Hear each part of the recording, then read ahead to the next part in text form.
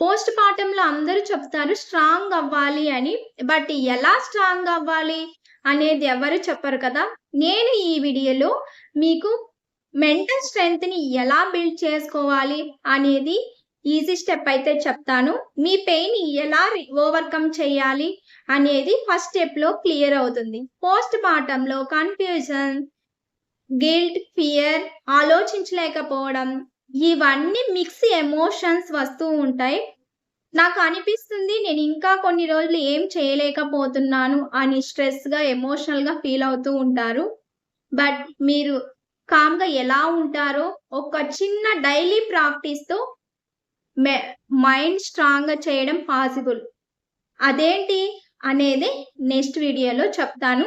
అంతకన్నా ముందు ఈ వీడియోని సేవ్ చేసుకొని షేర్ చేయండి. మీ పోస్ట్ పార్టం జర్నీ ఎలా ఉంది అనేది కామెంట్ చేయండి. థాంక్ యూ అమ్మలు. బాయ్.